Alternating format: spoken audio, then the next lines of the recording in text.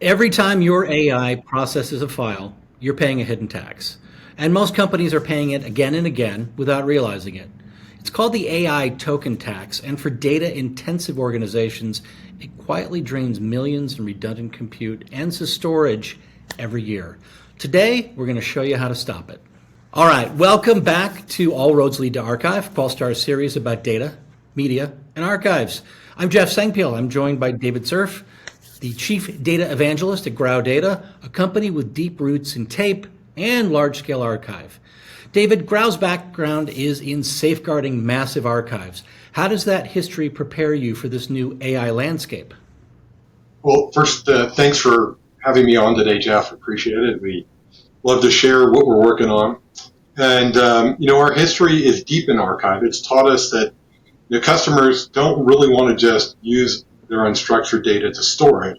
They want to be able to turn it into something that is beneficial to the business.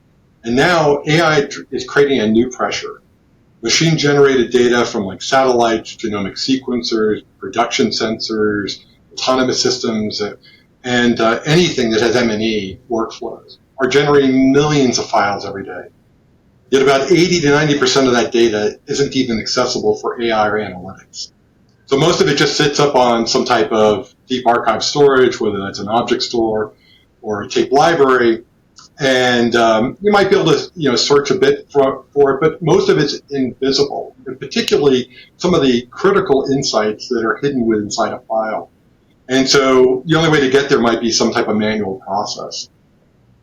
That's what's also keeping project costs climbing and creating real laggards in the way we're seeing performance in AI return on investment. So the background from Grau Data was our very large, massive archive customers saying to us, how do we better use our unstructured data?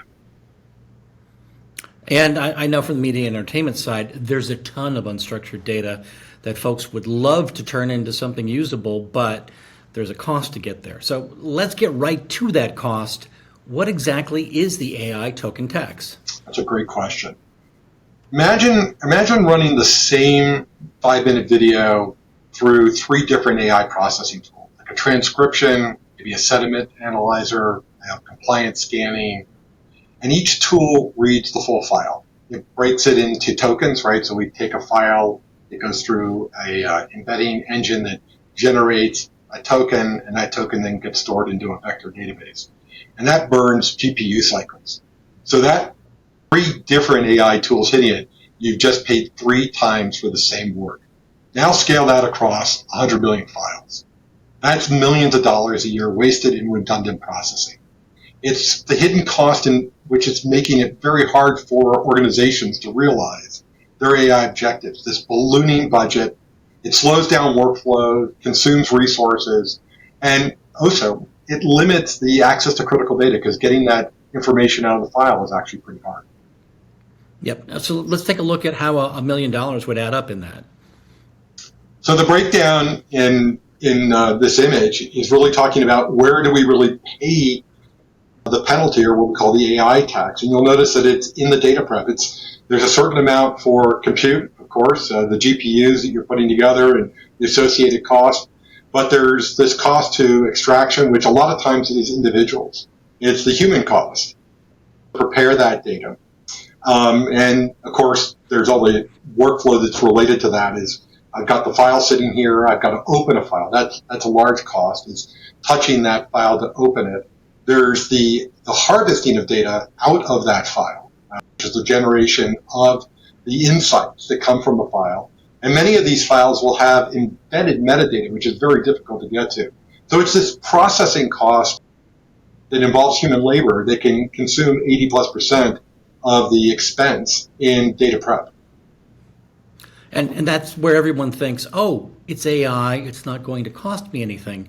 But because the data is not structured, you are going to have to pay to get it in order to then allow AI to touch it. I know tons of libraries of data sitting around on older generations of tape because they didn't have any benefit to this concept when they were created, that it's going to cost a lot to try to get insights from them. So I think also looking forward, if you are looking to repack or repackage an archive, going through this process is going to save you or someone you're trying to sell that data to, whether it's for AI inference and learning for someone else's models, or to sell the entire library and remonetize that particular set of content. They're not going to have to pay repeatedly to get these insights, to pay the tokens on getting it for transcription, for translation, for the emotional sentiment, to find the Dodge logos all through it, all that sort of stuff. So, I mean, what we're solving here, it sounds like it's a fragmented pipeline that we're trying to get through. It's true. I mean, what we have is a bit of legacy in the way that these AI workflows work with the current access to storage. So we all understand the tiers in storage. You have performance tiers, and you have your nearline, and then the deeper archive, as you were pointing out. And that the real challenge is that in these large environments where we're generating massive volume of data, the goal certainly is get it off the expensive tier fairly quickly. We want to get it into an archive. But the AI workflows have changed it to where we don't know what we need. So there is the core of the problem, is that we're keeping everything up onto an expensive tier. We're touching it over and over again. And to break that cycle, it's what we call the harvest once, reuse multiple times, in the ability to get the insights out on the file creation. That's really where you break it. So as we have data that's coming back in, we'll go in and open the file on creation, harvest those insights, and generate a persistent proxy of all this metadata. And then that metadata is, as new data is generated again and again, it's just expanding the proxy. And that proxy can now feed multiple workflows. So it can feed in an embedding engine, will generate the vectors, and that is now servicing these multiple AI workflows without having to go back and touch the file over and over and over again. And I think that would also eliminate having to have duplicate storage and the duplicate cost, especially at the high end, letting you get to that archive sooner.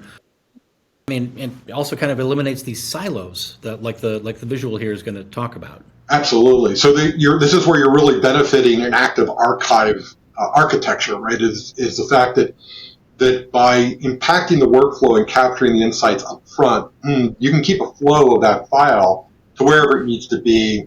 Whether there's one or more copies, those are compliance and governance requirements. But getting it off primary storage definitely reduces the redundancy, because most of the time, between 80-90% of the time, you never need the file again. What you want is these insights, this embedded metadata and related contextual information that's being extracted.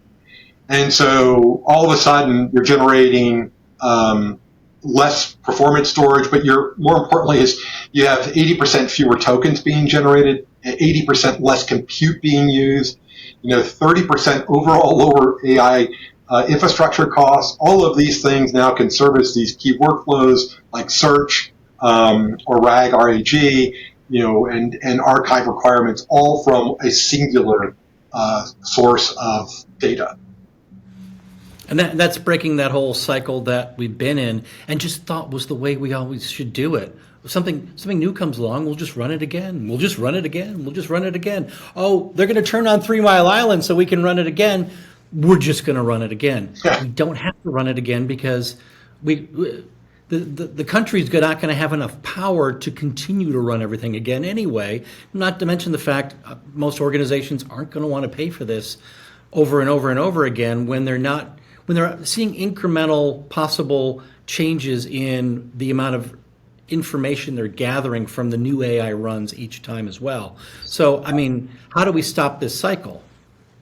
Well, what I think is important, what you just said, which is that the idea was that they were going to be able to run it again, and so we've seen storage focus in AI primarily around performance. Everything has been faster, and there have been tremendous things to accelerate that. And there's a lot of data that is real time that wouldn't necessarily fit into this model. And so you could think of those as instantaneous elements that are being generated. So faster access is critical. But in verticals that generate these massively large volumes, so anything that has imaging of any sort, life sciences where it's genomics files, manufacturing where it's sensors off a production line, this machine-generated data is fixed content. And its value is from within the insight. So it's not like they really need to hit that file. So performance on accessing that file, even though you can make it instantaneously faster, that redundancy doesn't go away. You have to change the architecture. So this is a disruptive approach to thinking about how do you store that data and make it available back into the data users, whether it's AI workflows, or it could also be feeding general analytic workflows. Like if you're provisioning back into other applications, or data users are trying to feed internal processes, you have this one metadata proxy that can service whatever needs to access the data. And so that is a very unique way to think of it. And of course, the key in the storage architecture is you can now take that file and put it where it's most effectively stored and most cost effectively stored. And I know from my point of view, I'm all about the most cost effective storage. The thing here is it's a disruptive workflow upon a workflow that's already disruptive. And the thing is, AI is disruptive in unique ways: power, cooling, data prep, and being able to disrupt the things that are going to cause that hockey stick of the cost there. That sounds like a wonderful thing for most organizations. So speaking of most organizations, who's doing this today with Metadata Hub? I could share two really distinct use cases. One is from a life science institute, SUSE Institute Berlin.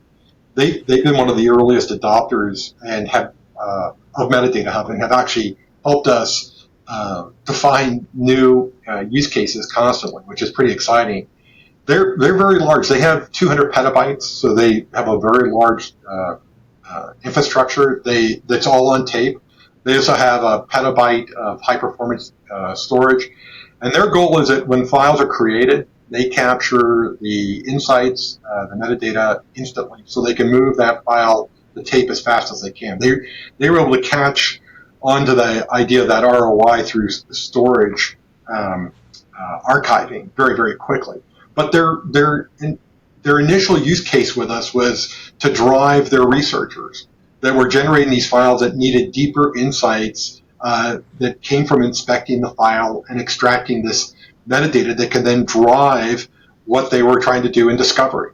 And so that ability to be driven by the business case, which is faster discovery and microscopy and genomics research, and to feed and provision into those applications, drove their IT infrastructure to realize that once we've captured this data, we could store it better. So that was really one of our learning. The learning curve for us was watching customers discover something in real time that we could repeat and share with anybody.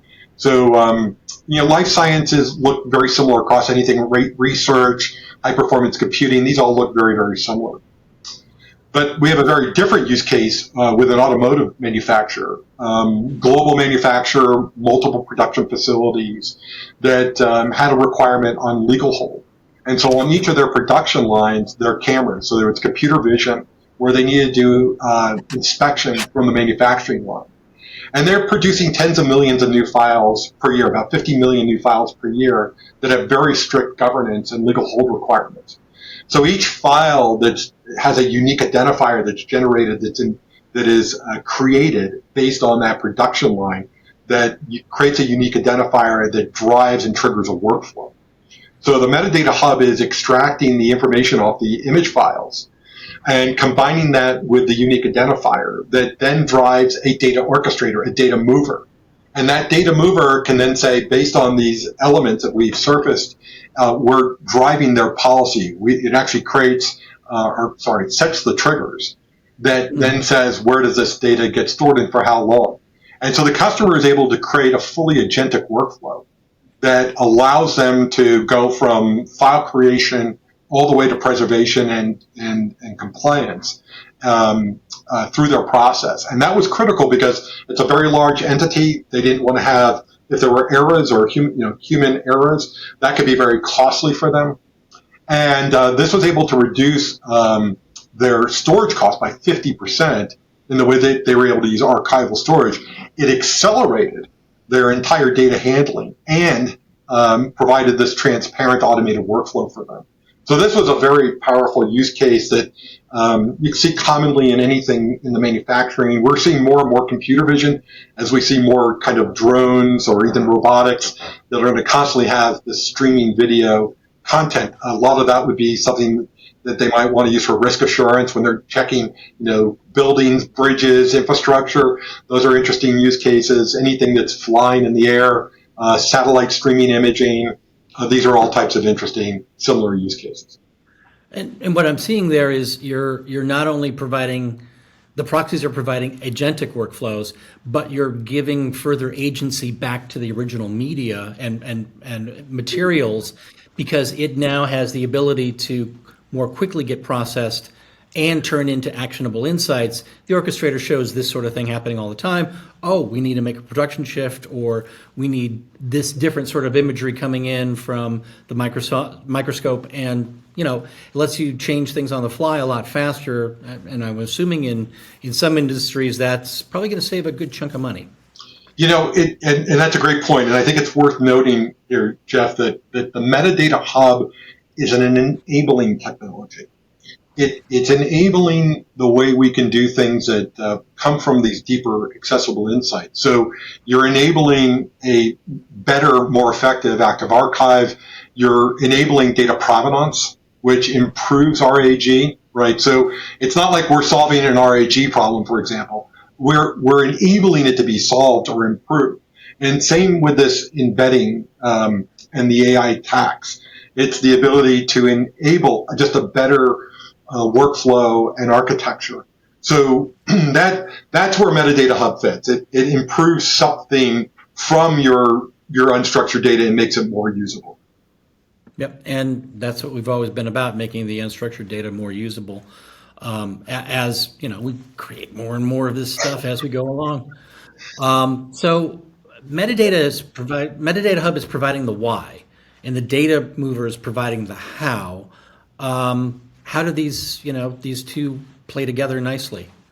You said it exactly, which is Metadata Hub is providing this intelligence layer, which is the ability to extract these insights that can be fed into the data mover orchestration tools and drive those workflows, drive those AIs. But one thing worth noting here, if I may, is that if you're interested to be able to use tape, we're seeing such a resurgence in tape driven by data sovereignty.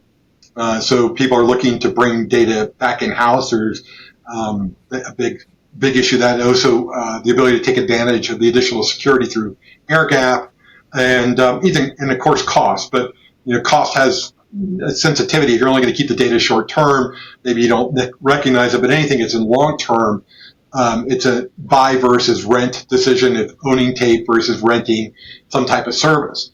And so Grau has another solution called Extreme Store, which is able to turn any tape library into an S3 Glacier style deep archive. So when that's combined with Qualstar's library, all of a sudden you have this on-premise Glacier that is massively scalable. So the Qualstar libraries can scale in rack size, and with an Extreme Store, you can put one or many libraries behind it to present a single S3 deep archive that can go into tens of petabytes. And so this allows a customer to now have even a cleaner stack. You've got the source data that can come from your file systems, your on-premise or cloud-based archives. The Metadata Hub is extracting the embedded metadata that is then harmonizing it. So it's bringing it together from disparate sources, so it's all searchable and then can be provisioned. and it can provision into a data mover, and that data mover can then write to the S3 front-end Extreme Store that can then leverage the tape. So when we look at the stack, this is how this all comes together to improve whatever the customer is looking to drive.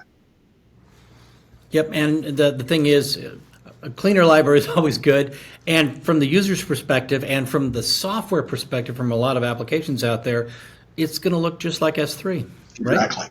Exactly. Same APIs, and as a matter of fact, we have I think we're the only purpose-built S3 tape object archive. There are certainly other products that do it, but they came from legacy and et cetera, and they all have their purpose. But Grau, in our decades of tape, we saw this coming, and we developed out Extreme Store purpose-built for this long-term S3 object behavior that would emulate pretty close to 100% what your experience would be with a cloud-based object store.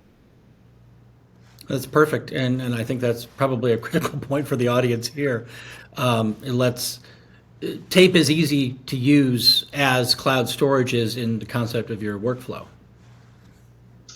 Well, I think most applications are all moving to object-based workflows. I mean, there is a difference, as you do need to be able to understand. There's S3 and then there's Deep Archive. And Deep Archive is the ability to say, when you're writing up to the cloud, your application knows that, wait, there could be a delay. So if you're any application that already supports Deep Archive, then writing to the Extreme Store is going to look no different. And I think the world's heading there. The volume of data is driving it. You don't really have a choice but to be able to better use it. We're seeing this through most cloud vendors are already supporting it. Applications are aware of it. So it's becoming pretty standard. Yep. And the thing is, if you've got it on-prem, it's a lot less than the cost of the cloud, which is just going to be taped in someone else's data center. And you get that full sovereignty. So that researcher in the earlier example is never going to lose access. They can still always see the file in the metadata hub catalog, no matter where it is. Well, with a data orchestrator, so the metadata hub is always going to provide a persistent view of the file and actually knows where that file is. So you might have multiple sources that have been harvested from. And so when the user's looking that up, if a file's being moved, so you have an orchestrator that moves from A to B, the orchestrator working, and they can integrate with the metadata hub. So as the file moves, that's being updated, all of that updates into the metadata tags, and it provides a consistency for that user, which is ideal. And so they can now better use an archive again and search. But in most cases, I mentioned, a lot of times you just don't need that file. So yes, they can have a view of it, but it's parked safe, secure, protected based on what the business requirement is for retention. Yeah, and one of the things I'm hearing a lot of is, concern about the sovereignty of data and it being used by someone else for insights. And since you've got smaller proxies, if those are in the cloud, gaining new insights, getting rid of those is a lot less painful when you still have all your original data, where you can also have a copy of those proxies as well. So it basically allows you to have the best of both worlds, both on-prem and in the cloud, to keep your data safe and have the cloud to get those new insights as they come along, because you're simply just running it on the proxy and pulling all that metadata that you've already had. I think we've all seen it as, there is no one size fits all. So we have data ecosystems that need to be able to support multiple different types of use cases, and that's really what needs to be supported. So the metadata hub is able to connect to everything to provide visibility in a self-aware data ecosystem. You combine that with automated workflows to move files back and forth, and they're policy driven. Well, those policies are now driven by the content value, not just arbitrary when was the file created type drivers in a policy engine. So you're really getting to what I think we've been waiting for over 20 years, right? Which is a level of intelligence inside the data movement and workflow retention. All of it is, again, let's come back to what's driving it. AI. AI workflows are changing it due to performance, cost, and access to that data. And so having an intelligent infrastructure that works within your AI workflow is critical. So CFOs, close your ears. It's not just a cost story. You're changing the entire workflow, making the entire front end before the AI more intelligent. You are, and it's interesting. I shared that use case with SUSE where it started with the data scientist and their need to do their job. What it really does turn out though, at some point you got to pay for it. So the CFO does care, right? He's going to benefit not just from the fact that you're reducing what is killing AI deployment. I think most people have probably seen the headline. AI is not reaching its objectives and ROI, and a lot of that just comes down to how something was implemented. But most of it's probably cost. It's more expensive than people were thinking, just because we're still early in the curve and we're solving lots of things, right? We're getting better power utilization in GPUs and more efficiency. And the metadata hub is just one of those efficiencies. It's helping remove something that is a redundant cause in a system that doesn't need to be there. But at the end of the day, a huge part of this is we're going to keep this data forever, right? That's just the way the world is. And so you need to bring it across your entire system, and storage is still a big cost. It may not be the most urgent thing because people have to get results, so they always are pushing the application layer first. But when you can deploy something that helps you solve both more efficient use of your data and immediately help you reduce your costs in the infrastructure and storage, that's a pretty powerful statement for the CFO. It is, and who should be paying the closest attention to this conversation? Well, certainly the researchers, the guys that consume the data architects, and anyone where they're thinking about how they're implementing their AI infrastructure. So we find that those guys that are I have to process it and touch that physical data to architecting the systems are the guys that are hands-on. But we're finding that the C-level guys, because they're the guys that have to answer for this. Companies are being asked, so you're implementing AI, and what are your results? They need to be able to have better control to get more efficiency. That we're getting the C-level attention as well. So when we think about how an organization can benefit, let me just grab an average size for a big enterprise or a mid-sized enterprise. Actually, probably most enterprises probably have about 1 million files or so. Many of them are even growing at 1 million files per year. And when you think of the usage, probably they're not going to process all of those through AI, but if they capture the metadata on the file creation, so it's in the repository, they're probably touching between 10 to 20% of those files per year. So when you think of the vector processing cost, you probably got a couple different workflows that are running per month times 12 months. You add this up, you're looking at what could be $1 million a year in costs that could be saved for an organization. You do that over a 3-year period because it's compounded, because every year we're going to add more AI applications and processing, so those use cases can increase, the data volumes increase, nothing gets smaller, right? And so over time, you're looking at greater than $3 million on 3 years. That's a pretty powerful ROI. It is a really powerful ROI, and the thing I think you're missing out on there is, because I came from the world of big data storage for video. I think if you're saving 3 million on 1 million files over 3 years, that's great. But I think your file counts are low. I think these files get into the billions and billions in each organization. So, on the video side, I know we used to have, we had file maximums for spinning disk storage sets at 4 million. They were more than exceeded, and these file sets are much larger today. So I think if we use a use case of $1 million saved for 1 million files per year, you can see how that will scale inside of your organization and allow there to be a lot more cost savings. I think there's a huge benefit here. Yeah, for sure. And I was trying to just put it in context to the average enterprise, but you're absolutely right that verticals are going to have huge variations. So anything that has like the research or anything in streaming imaging, you are talking, most of these customers are generating hundreds of millions of files per year with billions in the archive. Yep. So I think that they're all trying to get a handle on is, one, we want everything to be usable.